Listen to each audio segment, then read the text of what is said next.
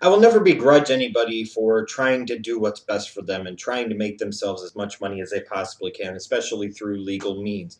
I will never begrudge anybody. That might not mean that I don't question a decision here and there, but I don't ultimately begrudge them because if you have the opportunity to go after your lifelong dream, something you spent your entire life working towards, and you have the chance to provide for your family for years to come, why would I sit there and tell anybody not to do that? Because I wouldn't want anybody telling me the same thing.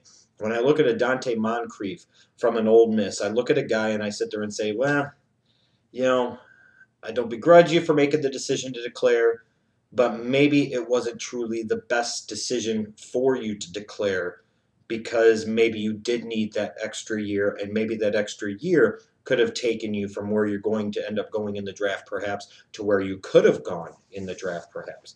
When I watched Donte Moncrief at Ole Miss, I saw a guy with nice size, again, about 6'2", 6'2 and a half, maybe 210, 215 pounds, with adequate speed, adequate quickness, demonstrated an ability to me to make the routine catches, demonstrated a nice ability as well to make some of the tough, more difficult catches, and also showed me some big playability as well.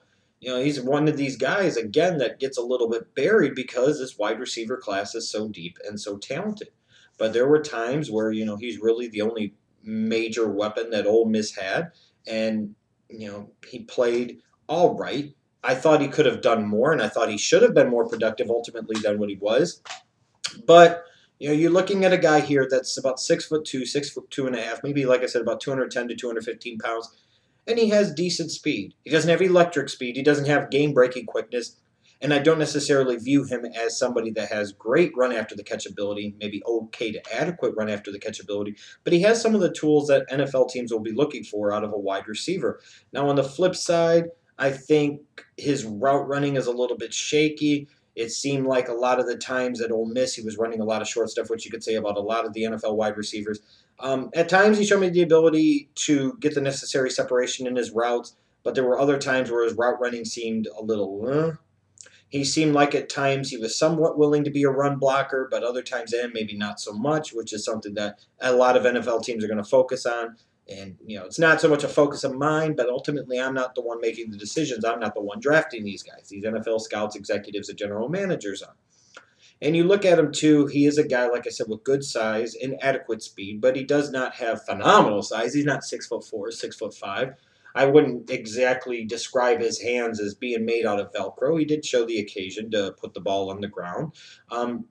And you look at him, he's not a super explosive player. It seems like it takes a little bit for him to get up to top speed. And if he doesn't improve his route running, may make me a little hesitant to believe that he's going to be able to get the consistent separation that he would need to at the NFL level.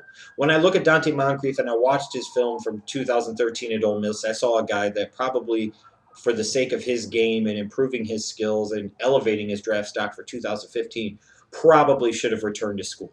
But he didn't, and that's just the way it is. In terms of an NFL comparison for him, this is a little outside of the box perhaps, but when I saw him, I saw some similarities between him and a Jordy Nelson when he was at Kansas State. A guy that had adequate size, he had adequate speed, he did a lot of things well, but he wasn't necessarily spectacular at any one thing, but he wasn't terrible at any one thing either, and actually was a little underrated in terms of the process, and some teams automatically dismissing him as a number 2 type of wide receiver, and you see Jordy Nelson has become a very good wide receiver at Green Bay. Doesn't hurt to have Aaron Rodgers throwing you the ball, but Jordy Nelson, he's a guy that makes some big-time plays. He can stretch the field vertically more than you might think, goes over the middle, makes the tough catches, sometimes misses some of the routine catches, and I see some of that in Donte Moncrief's game. In terms of his draft stock, I look at him and I say taking him before the 3rd round is probably a pretty big risk. There are probably better prospects on the board at that time, but he shouldn't drop out of the 4th round. He's that guy that goes in the 3rd or 4th round that played in a major conference. He has some of the skill sets, and he could end up in time developing into an adequate, at least, number 2 wide receiver at the National Football League level. Or in the right situation with the right quarterback, the right team, and if he works hard enough, you might be surprised what his potential could be. He could end up being somebody like a Jordan Nelson.